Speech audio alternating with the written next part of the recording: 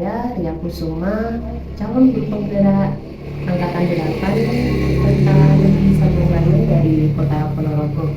Kali ini saya tidak sendiri, saya ditemani dengan Kepala Sekolah TK Aisyah Tugerejo, Bapak Sadar. Di sini kami akan melaksanakan kegiatan wawancara terkait pengambilan keputusan dengan mempertimbangkan nilai-nilai kebajikan sebagai pemimpin. Baik, Assalamualaikum Bapak Sadar. Waalaikumsalam. Bagaimana kabarnya Pak Sadar? Alhamdulillah sehat. Alhamdulillah. Ibu, keluarga sehat juga? Alhamdulillah Pak, sehat-sehat selalu. Baik Pak, jadi begini. Pertama-tama saya ingin mengucapkan terima kasih karena Pak Sadar sudah meluangkan waktunya untuk kegiatan wawancara kali ini. Nah, kegiatan wawancara ini adalah kegiatan yang terkait tentang pengambilan keputusan dengan mempertimbangkan nilai-nilai kebajikan sebagai pemimpin. Nah, ini adalah salah satu tugas saya, Bapak, sebagai guru penggerak, dan ini adalah tugas demonstrasi kontekstual pada modul 3.1. Nah, baik Bapak, apakah saya bisa memberikan beberapa pertanyaan-pertanyaan terkait hal tersebut kepada Pak Sadar? Bisa, insya Allah sekali jawab dengan sejujurnya dan seadanya. Terima kasih banyak Bapak. Jadi untuk pertanyaan pertama nih Bapak, Bapak sebagai Kepala TK Aisyah Tugerejo, apakah bisa menceritakan secara umum tentang permasalahan yang ada di sekolahnya Bapak yang berkaitan dengan dilema etika dan rujukan moral yang mungkin sedang dihadapi di sekolah Pak Sadar saat ini? Langsung aja ya Mbak. Okay. Untuk permasalahan itu pasti ada, dan kami selaku penanggung lembaga, selaku KS ya, berusaha semaksimal mungkin untuk menjalankan tugas kami sebagai pelindung sekolah. Masalah yang sering terjadi di lembaga kami itu masalah antara wali dengan wali. Itu kebiasaan kalau di taman kanak-kanak berhadapan dengan seorang anak dini itu pasti ada kesalahan, khususnya pada anak yang sering kelahi. Itu si orang tua nggak mau tahu siapa yang benar, siapa yang salah. Taunya anaknya selalu benar. Dan kejadian ini kadang itu membuat pemikiran sebagai ibu gurunya untuk mengatasi permasalahan ini. Kalau ada masalah yang tidak bisa diselesaikan oleh guru, pasti lari ke kepala sekolah untuk bisa ikut menyelesaikan. Tapi kami selaku KS, kalau di sekolah itu pasti saya cari jalan tengah. Jadi nggak ada yang terlalu benar dan nggak ada yang terlalu salah. Dari permasalahan di sekolah Pak Sadar saat tadi, apa nih yang dilakukan untuk mengatasi permasalahan tersebut dan membantu menyelesaikan permasalahan tersebut, Pak Sadar? Untuk jalan kelanjutannya yaitu kita selalu membimbing wali sekali ada pertemuan wali, itu kami selalu mengingatkan bahwasanya selalu kita menghargai, yaitu kepada wali yang satu dengan wali yang lain. Jadi kalau ada permasalahan jangan dipendam, jangan diselesaikan sendiri, kita bermufakat, kita berkumpul sama ibu guru, sama KS dan sama sesama wali. Itu kami lakukan sebulan sekali untuk pertemuan wali, untuk menghimbau dan menyesuaikan ataupun kepahaman yang mungkin bisa membingungkan para wali itu tadi. Memang ya agak berat juga, kadang si wali pun bersikukuh bahwa itu permasalahan berat. Kadang ya alhamdulillah lagi kalau kita kumpulkan, kita bersepakat untuk kita merasa satu keluarga, kita merasa satu nasib lah, kita bisa menyelesaikan. Insya Allah kita bisa menyelesaikan, gitu aja. Baik, luar biasa sekali ya untuk penyelesaiannya Pak Sadar. Jadi di sini kolaborasi antara guru, wali dan juga kepala sekolah itu sangat erat sekali ya Pak ya untuk menyelesaikan permasalahan ini tadi. Oke, ya, untuk sekali lagi memang kita tekankan kepada wali yang harus bijak, karena untuk menghadapi anak usia dini kita pun harus lebih paham dan lebih tahu permasalahan yang dihadapi di dalam ruang kelas, khususnya itu lebih berat lagi yang dihadapi ibu gurunya.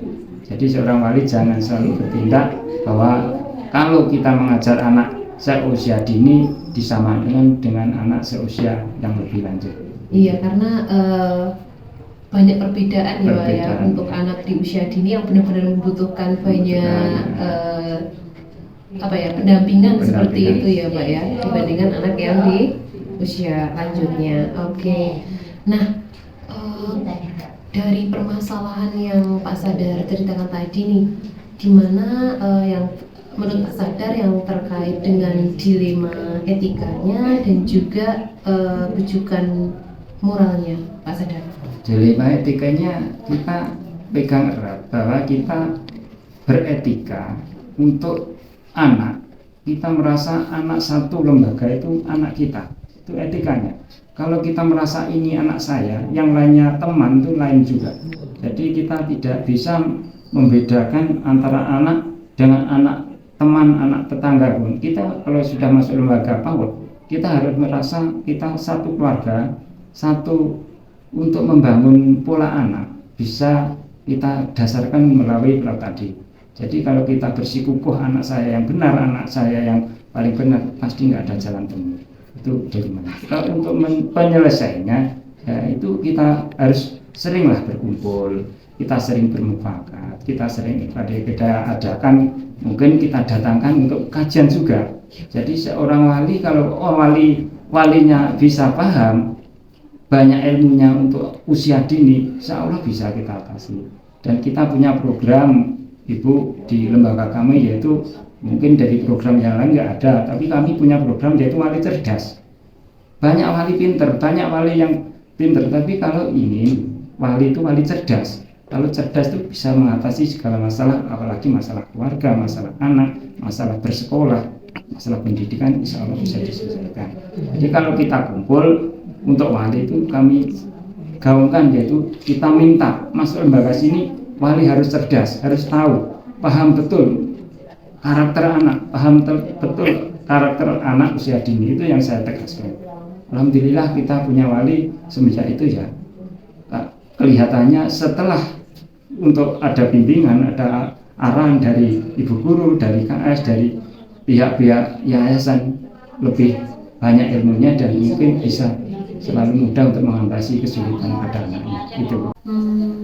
Nah, terkait wali cerdas tadi itu Pak Sadar, saya tuh sangat tertarik sekali. Nah, itu seperti apa program yang Pak Sadar laksanakan untuk program wali cerdas? Gini aja, singkat aja ya. Kita itu paham, wali itu ada yang lebih cerdas dari gurunya, ada yang berpotensi lebih pintar dari gurunya, tapi dia kadang kepahamannya itu bahwasanya merasa guru masih kurang. Kadang bisa ngatur guru, ngatur sekolahan, arah sekolahan, masuknya gini, tidak bisa. Kita sekali masuk lembaga 2 jam penuh itu sepenuhnya kami serah kepada guru, tidak boleh wali ikut campur. Bahkan untuk masuk kelas saja kalau memang nggak ada masalah yang diperlukan, tidak boleh wali itu. Jadi kita bersepakat sebelum kita masuk pendidikan, anak harus bisa mandiri, itu program kami. Jadi mandirinya anak itu harus diawali dengan wali gitu. Jadi wali cerdas itu harus ada ilmunya, ada pengalamannya, tahu betul karakter anak, potensi anak.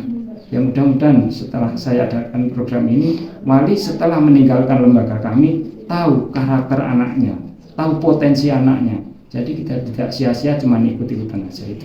Luar biasa sekali ya Pak Sadar ya. Jadi di sini itu ada imbal balik ya antara wali dan juga dengan pihak sekolah untuk kebaikan anak seperti itu ya Pak ya.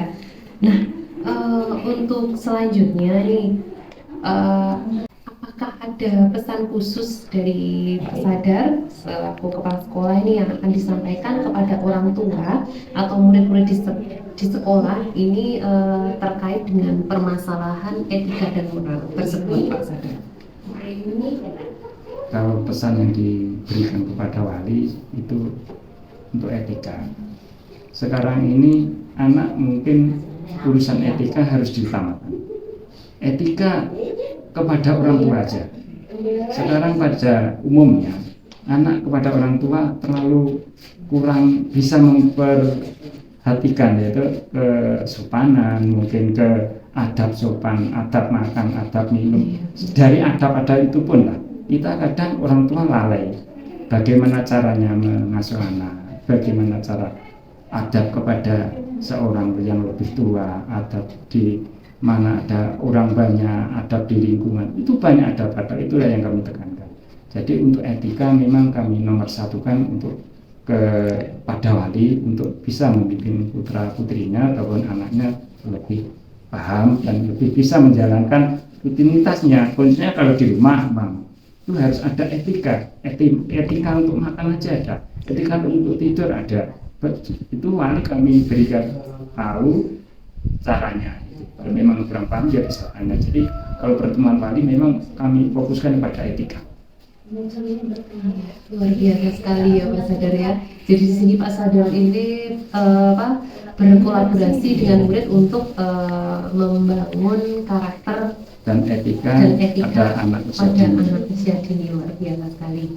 Nah selanjutnya ini Pak, setelah kita membahas salah satu kasus dilema etika dan moral di sekolahnya Pak Sadar tadi, hal-hal apa saja yang selama ini Pak Sadar anggap efektif dalam mengambil keputusan pada kasus-kasus seperti dilema etika ini? Ya, pertama sebelum saya ketemu sama wali, sama bu guru, saya bertemu secara pribadi. Jadi permasalahannya gimana, itu saya bertemu wali dulu, saya tanya. Ya saya walaupun saya nggak betul melapor sama saya, Pak ada masalah gini gitu, itu saya tampung. Terus setelah itu saya ketemu guru kelas atau guru wali, saya tampung juga pertanyaannya yang betul gimana, sampai gini saya tanya.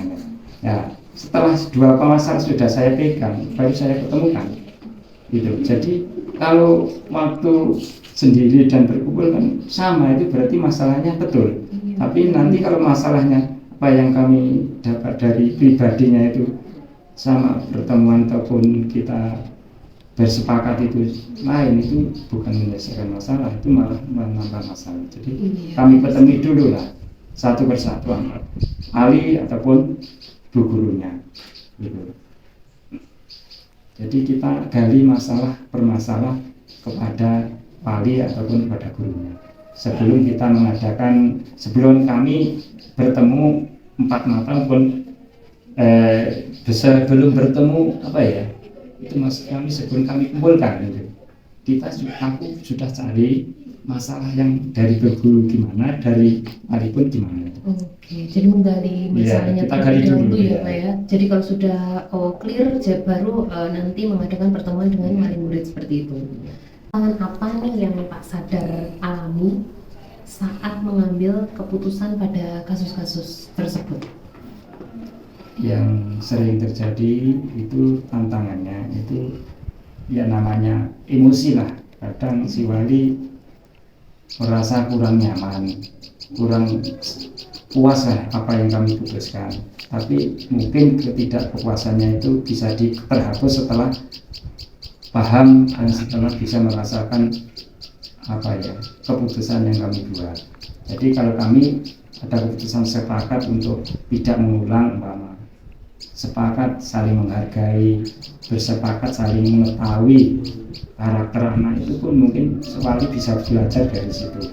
Dan enaknya lagi setelah ada keputusan dan terus berjalan hari lain merasa nyaman dan merasa biasa lagi, tidak ada rasa dendam, tidak ada rasa marah dan sebagainya. Pertanyaan selanjutnya ini Pak, apakah Pak Sadar memiliki jadwal tertentu dalam menyelesaikan permasalahan tersebut? Apakah ketika ada permasalahan langsung diselesaikan di tempat atau memiliki jadwal-jadwal tertentu untuk menyelesaikan permasalahan tersebut Pak? Dan bentuk prosedurnya itu seperti apa yang Pak Sadar jalani? Yang kami jalankan untuk masalah itu, kami pun ke sekolah tidak penuh 1 minggu. Kadang ibu guru itu WA sama saya, Pak hari ini ada ada pertemuan wali umpamanya. Ya itu kalau ada masalah memang saya bawa untuk pertemuan itu. Jadi kita kalau kesepakatan kalau ada yang pertama pertemuan wali kan 1 bulan sekali pasti itu. Kalau ada masalah ya kita masukkan pada pertemuan itu. Kalau memang nggak ada masalah ya kita pun bahas untuk ya mengatasi kalau ada masalah. Jadi kita pahamkan untuk wali itu. Jadi rutin ya Pak ya, rutin, setiap ya, bulan itu diadakan pertemuan wali seperti itu, luar biasa. Nah selanjutnya, adakah selama ini seseorang atau faktor-faktor lain yang mempermudah Pak Sadar dalam mengatasi permasalahan? Biasanya yang sangat mudah untuk mengatasi masalah itu kan kita ada punya grup wali. Jadi wali yang memang kelihatannya Kapi bilang tadi cerdas, itu pun kadang saya minta untuk pertimbangannya. Jadi kalau ada masalah kami pun tidak harus dok itu dari saya, enggak. Kadang saya menemui wali yang banyak pengalaman dan pun cerdas itu gimana enaknya gitu. Jadi kita punya keputusan itu bukan mungkin ya, bukan dari diri pribadi, tapi kadang punya pertimbangan dari wali-wali yang lain yang bisa paham, yang lebih tua dan yang lainnya itu. Dari semua yang Pak Sadar sampaikan tadi, pelajaran apa ini atau hikmah apa yang dapat jenengan petik dari kasus dilema etika tersebut? Pelajaran yang kami petik itu banyak sebenarnya. Ya kita pun kalau ada masalah itu merasa beban, merasa pusing kadang, bahkan sampai semalam pun nggak bisa tidur karena memikirkan masalah di sekolah ya. Karena si wali langsung WA sama kami ada masalah gini ya. Jadi setelah kita selesaikan pertemuan dengan sama wali, ya kan kita merasa lega, merasa bersabar lagi gitu. Dan wali pun kadang bersikeras untuk ada yang berminat untuk sampai keluar dari sekolah pun ada. Tapi alhamdulillah kita merasa puas, merasa lega kalau wali pun ibarat kemauannya itu dicabut dan diurungkan, tidak jadi hal-hal yang negatif seperti itu. Jadi banyak sekali ya. Dengan penyelesaian permasalahan yang Pak Sadar ceritakan tadi, jadi permasalahan yang mungkin seberat itu, orang tua wali murid yang ingin keluar bisa diurungkan, tidak jadi lah ya. Tidak jadi seperti itu, luar biasa sekali. Baik Pak Sadar, terima kasih banyak untuk waktunya yang sudah diberikan untuk saya untuk kegiatan wawancara ini, dan semoga apa yang Pak Sadar sampaikan tadi juga menjadi pelajaran juga buat saya dan ilmu baru juga untuk saya, dan mungkin ini bisa kita akhiri wawancara hari ini. Sebelumnya terima kasih banyak Pak Sadar. Terima kasih sama-sama. Selamat berjuang untuk kemajuan umat, kemajuan putra putrinya. Terima kasih. Iya, kami sangat mengapresiasi upaya Bapak dalam mengatasi permasalahan yang Bapak hadapi di sekolah Bapak, dan semoga sekolah TK Aisyah Tukurjo bisa maju dan sukses. Amin. Terima kasih Pak Sadar. Assalamualaikum warahmatullahi wabarakatuh. Waalaikumsalam warahmatullahi wabarakatuh. Baik, terima kasih banyak. Mari kita akhiri kegiatan wawancara kami dengan Bapak Sadar selaku Kepala TK Aisyah Tukurjo. Semoga ilmu yang kita dapatkan dari beliau bisa bermanfaat untuk kita semua. Saya akhiri. Wabillahi taufiq wal hidayah. Wassalamualaikum warahmatullahi wabarakatuh. Waalaikumsalam warahmatullahi wabarakatuh.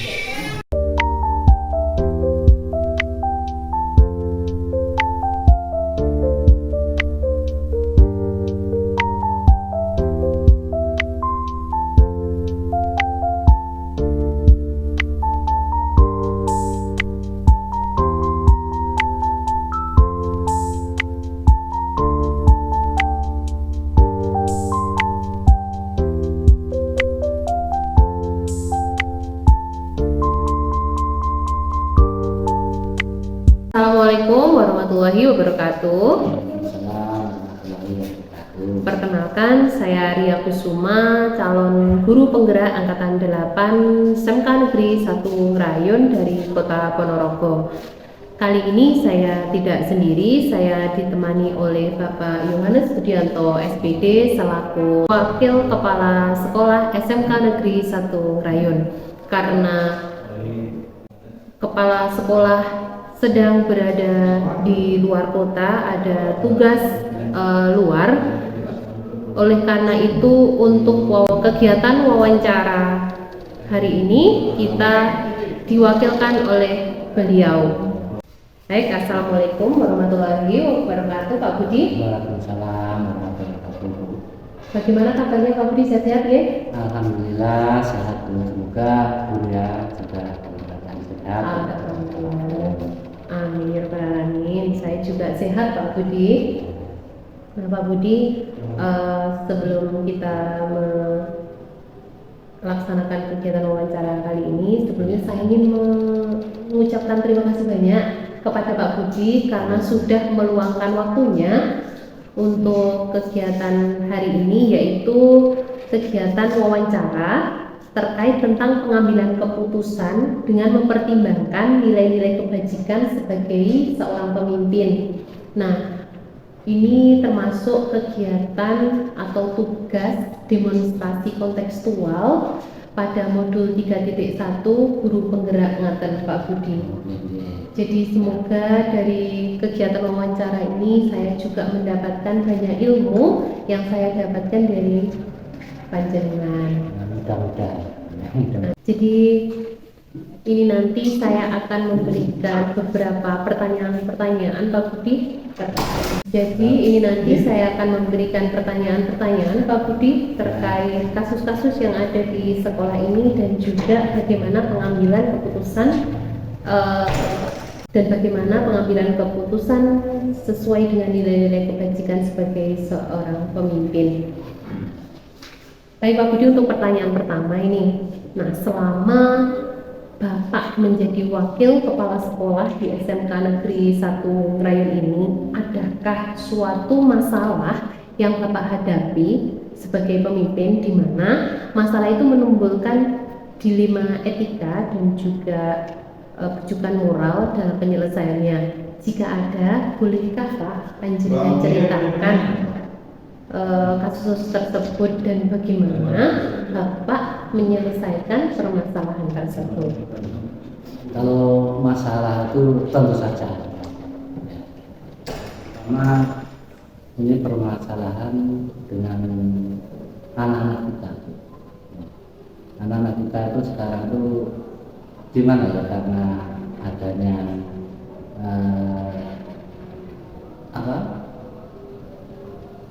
adanya teknologi baru ini, ya, ini anak-anak itu banyak terpengaruh dengan adanya teknologi itu, sehingga anak-anak itu sekarang itu banyak yang mengabaikan peraturan-peraturan yang ada di sekolah. Satu contoh, sering datang terlambat, baju tidak dimasukkan, terus waktu jam pelajaran sering banyak yang di luar, gitu.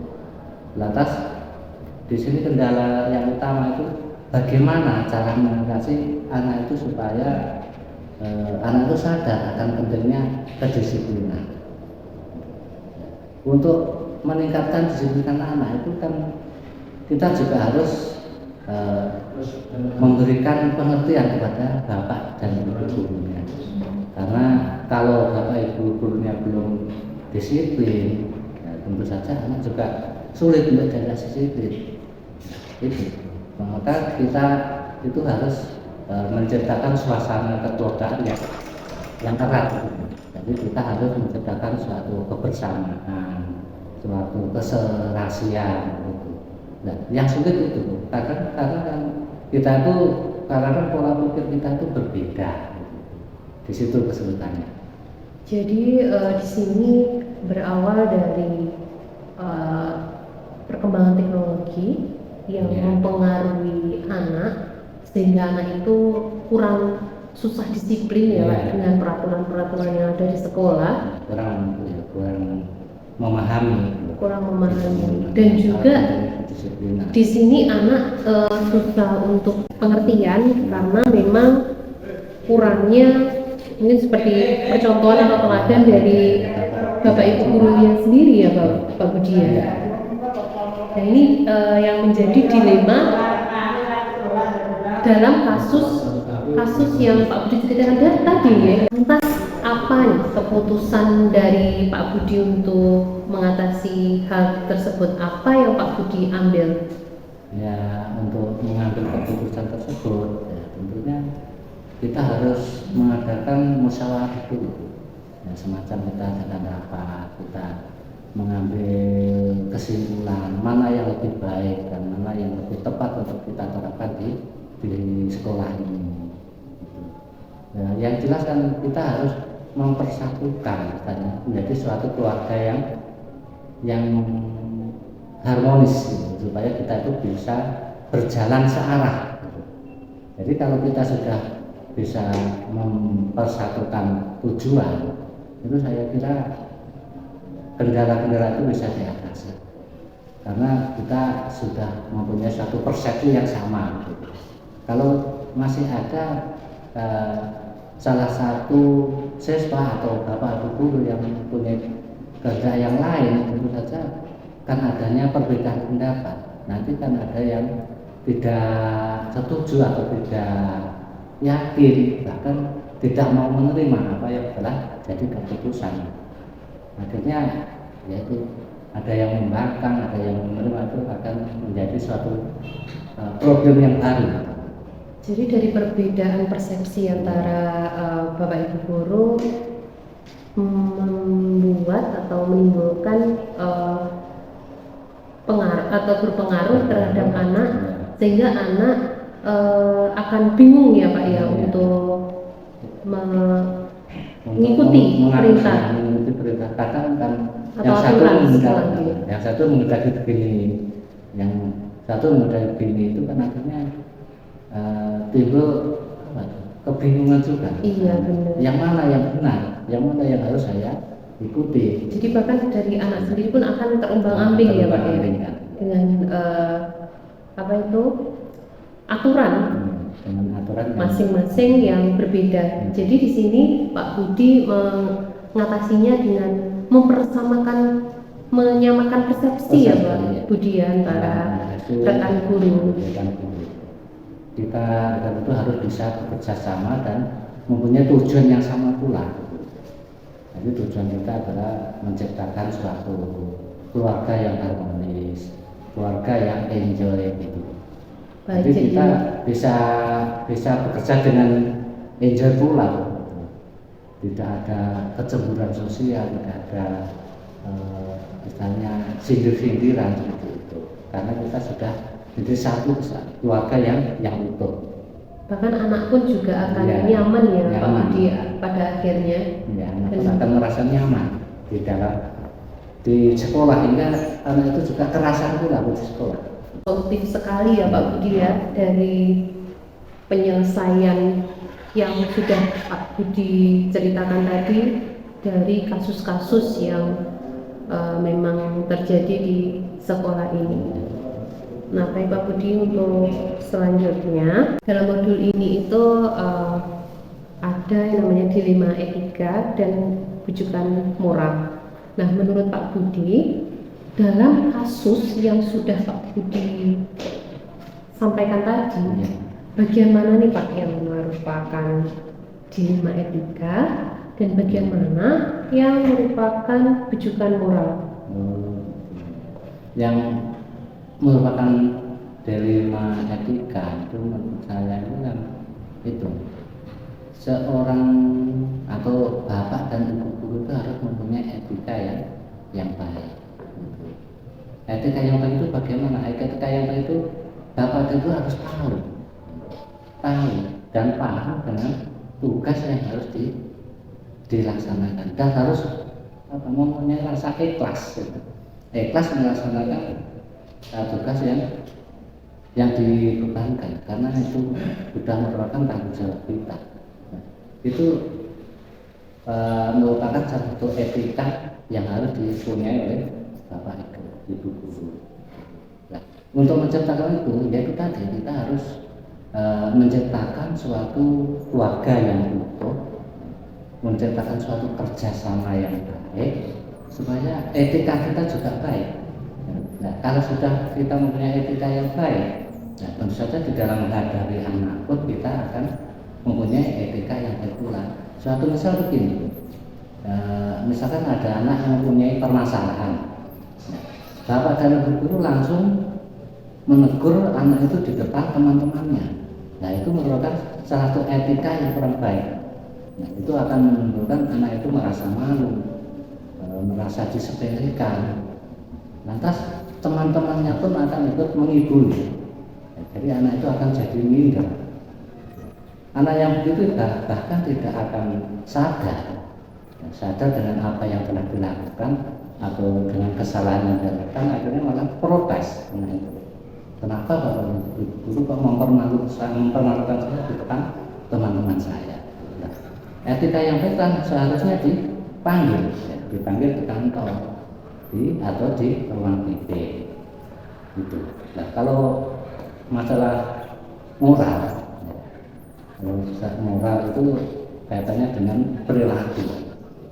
Untuk menciptakan moral yang baik itu kita biasakan, itu merupakan satu pembiasaan. Oleh itu kita jangan bosan-bosannya untuk membiasakan anaknya untuk mempunyai sopan santun yang baik. Misalkan ketemu bapak ibu guru menyapa, berjabat tangan, itu harus kita tanamkan mulai seawal mungkin. Jangan bosan-bosannya untuk mengingatkan sama anak. Bahkan sebagai bapak ibu guru yang punya etika yang baik juga harus, kalau anak itu terangkan mengulurkan tangan baru itu nggak apa-apa.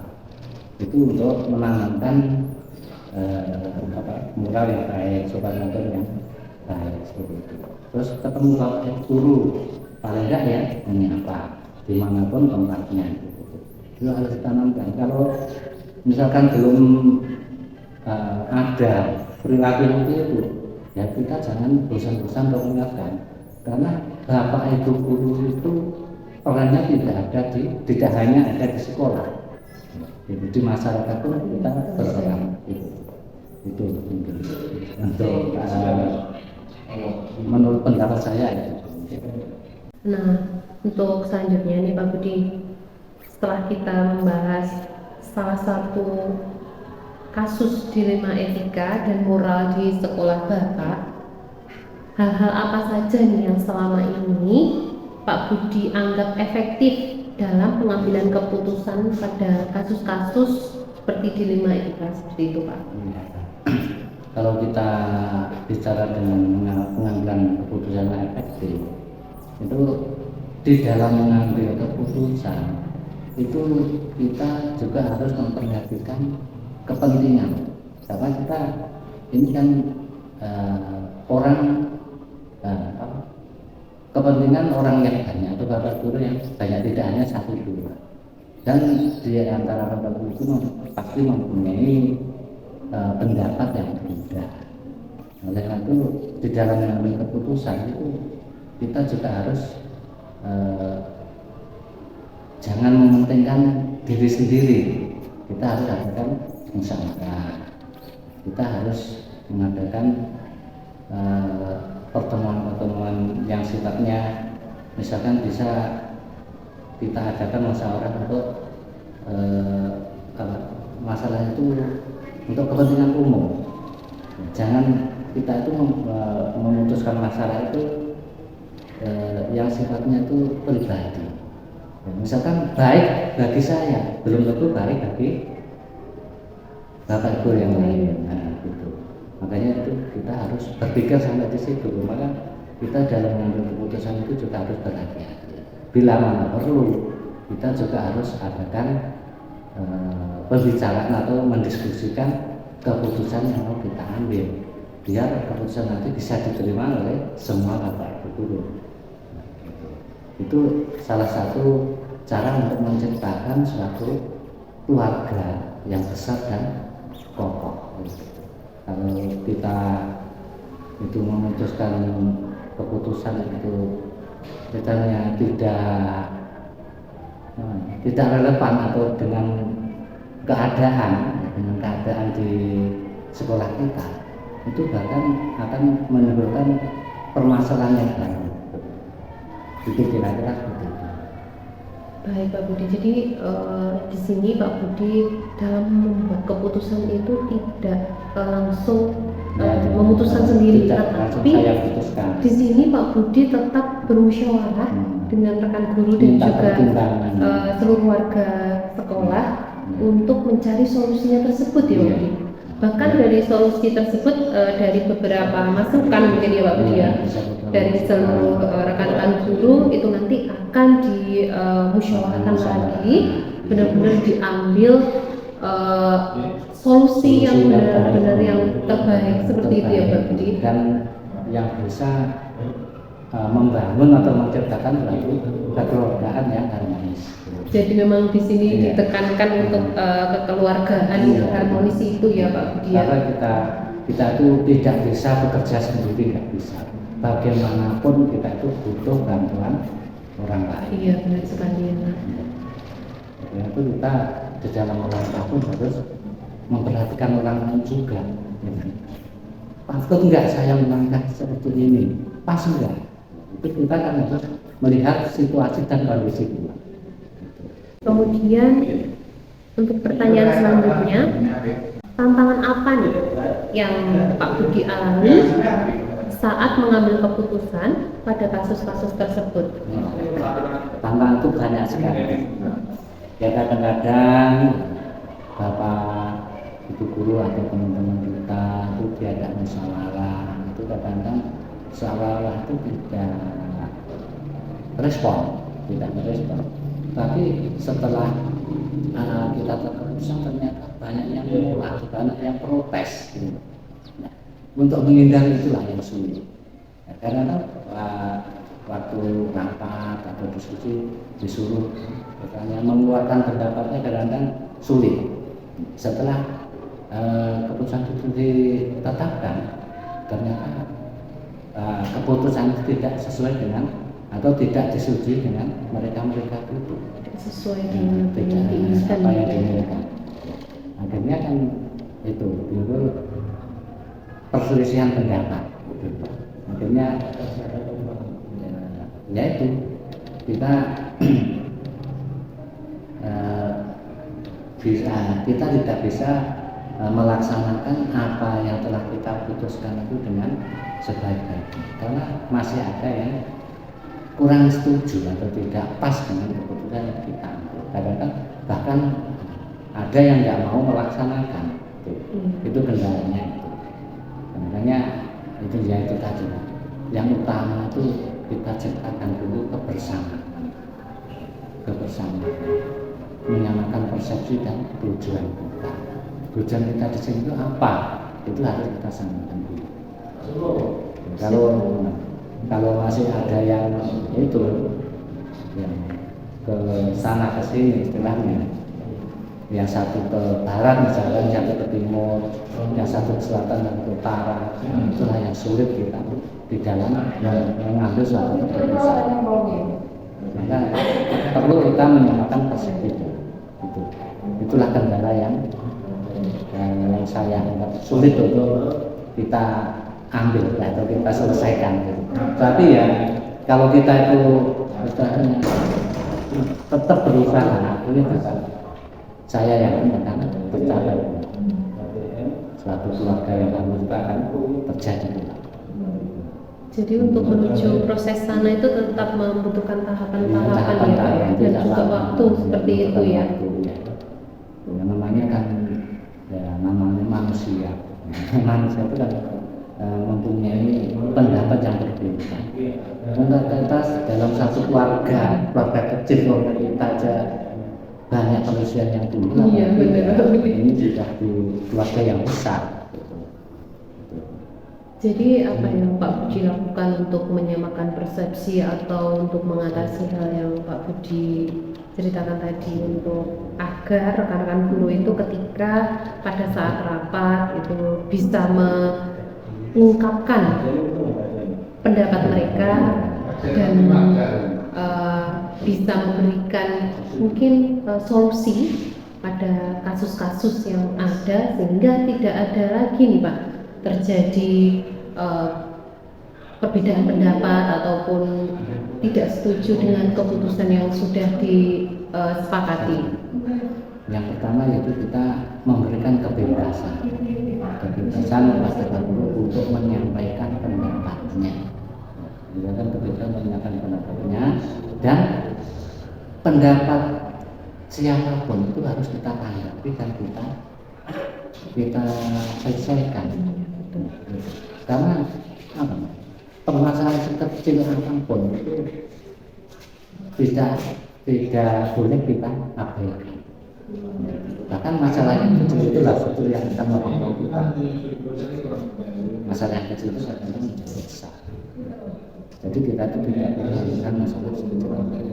Jadi kita harus memberi kesempatan kepada bapak ibu guru, bahkan kepada anak-anak itu untuk menyampaikan pendapatnya atau untuk menyampaikan haknya. Hak saya ini apa? Khususnya pada anak-anak dan bapak ibu itu harus mau kita usahakan menyampaikan. Entah itu nanti bisa kita laksanakan atau bertahap atau bahkan pendapatnya tidak digunakan, kita harus menyampaikan dan kita harus ikhlas apabila kita berpendapat tetapi pendapat kita tidak disetujui oleh teman-teman. Itu jangan kecewa, kita tidak boleh kecewa karena ya itu tadi kan kadang-kadang menurut kita itu baik tetapi menurut orang lain itu tidak baik, menurut kita itu pas tapi kepada orang lain itu tidak pas. Karena ini merupakan suatu keluarga yang besar, maka harus menyampaikan persepsi. Ya, caranya ya seperti tadi, kita harus memberi kebebasan kepada guru, bahkan anak itu untuk menyampaikan pendapatnya. Baik, saya sangat setuju sekali Pak Budi dengan jawaban panjenengan untuk menyelesaikan permasalahan tersebut. Pertanyaan selanjutnya Pak Budi. Apakah Pak Budi memiliki jadwal tertentu dalam sebuah penyelesaian kasus dilema etika itu, dan apakah langsung diselesaikan di tempat atau memiliki jadwal untuk menyelesaikannya, dan bentuk atau prosedur seperti apa yang Pak Budi laksanakan? Ya, ini di suatu lembaga itu kita biasanya mengadakan suatu rapat dinas rutin, mungkin tiap hari Senin atau 2 minggu sekali. Itu karena juga itu kita menyampaikan apa yang sedang kita alami atau kesulitan apa atau permasalahan apa yang sedang kita alami, itu kita ungkap di dalam agenda rapat dinas itu. Nah, itu mungkin sebagai jalan untuk menyelesaikan suatu dilema dan juga untuk menyamakan persepsi, karena permasalahan itu bisa muncul sewaktu-waktu. Ya, kadang-kadang ada dan itu kalau ngomongnya permasalahan itu hanya dibicarakan dengan teman akrabnya, dan misalnya itu akhirnya berkata ngerasani. Itulah yang akhirnya bisa menimbulkan suatu perpecahan. Berarti kita berikan kesempatan untuk diagendakan 2 minggu sekali atau tiap hari Senin kita mengadakan musyawarah. Jadi rutin ya Pak Budi? Agenda rutin itu akan lebih baik. Jadi ketika ada permasalahan nanti langsung disampaikan di sana di forum tersebut, sehingga ketika ada permasalahan bisa langsung diselesaikan bersama-sama seperti itu ya Pak Budi, dan tidak terlarut-larut seperti itu ya. Tidak bertumpuk-tumpuk. Tidak bertumpuk-tumpuk dengan waktu yang rutin seperti itu. Waktu yang berjalan. Nah, untuk selanjutnya, apakah selama ini ada seseorang atau faktor-faktor apa yang mempermudah Pak Budi dalam menyelesaikan permasalahan tersebut dalam mengambil keputusan Pak? Untuk mempermudah dalam mengambil keputusan itu, kalau saya itu kadang-kadang ya menemui yang berbicara dengan bapak atau guru yang saya anggap itu sudah mempunyai cara jalan yang dewasa, itu kita ajak bicara, saya ajak bicara bagaimana dengan ini. Nah, ini kan nanti ada jawaban, maka saya menemui mendekati Bapak Guru yang satunya, saya ajak bicara lagi, itu kan pasti ada jawaban lagi, itu saya tampung. Lantas saya pilih, saya pilih-pilih mana yang baik, mana yang kurang baik, terus jalan apa yang terbaik itu nanti. Lantas setelah saya pilih-pilih, saya jadikan sebuah rangkuman. Nah, itu terus suatu rapat dinas itu saya ungkapkan, saya ajak berdiskusi untuk menyelesaikan permasalahan yang ada, biar permasalahan itu bisa terselesaikan dengan baik. Jadi di sini pendapat-pendapat dari mungkin seseorang yang Pak Budi anggap lebih berpengalaman ataupun dari rekan-rekan guru itu panjenengan tampung, kemudian diambil yang benar-benar solutif dan kemudian menjadi bahan dalam rapat dinas atau rapat bersama dengan beda tadi yang kita tetapkan rapat tersebut. Baik, selanjutnya ini Pak Budi untuk pertanyaannya, dari semua yang Pak Budi sampaikan tadi, pelajaran apa yang dapat panjenengan petik atau hikmah apa yang bisa panjenengan ambil dari kasus-kasus tersebut? Ya, ternyata banyak sekali. Itu yang pertama itu menambah pengalaman saya atau pengetahuan saya. Yang kedua itu juga menambah kedewasaan saya di dalam memutuskan suatu permasalahan. Karena ternyata orang itu atau kedewasaan orang itu tidak ditentukan oleh umur. Ternyata belum tentu orang yang umurnya sudah tua itu dewasa, cara berpikirnya belum tentu. Kedewasaan itu ternyata bisa mengikuti itu bila mana kita peduli dengan permasalahan-permasalahan yang muncul di sekitar kita. Itu yang membuat kita bisa berpikir secara dewasa. Ternyata itu hikmahnya dari pengalaman dan itu ya, dari pengalaman itu ternyata itu hikmahnya banyak sekali bagi saya. Baik, luar biasa sekali Pak Budi. Di sini dari perbincangan dengan Pak Budi banyak sekali mendapatkan ilmu yang sangat berharga dan baik sekali. Dan dari solusi-solusi yang Pak Budi sampaikan tadi bisa menjadi solusi yang baik untuk sekolah ini dan bisa membuat sekolah menjadi lebih baik lagi. Terima kasih banyak untuk waktu yang sudah diberikan. Saya sangat mengapresiasi sekali dari cara panjenengan dalam mengatasi permasalahan atau kasus-kasus yang ada di sekolah ini. Sangat solutif sekali dan saya sangat inspirasi. Banyak kan inspirasi dari cerita-cerita dan juga yang panjenengan sampaikan ini tadi. Terima kasih banyak Pak Budi.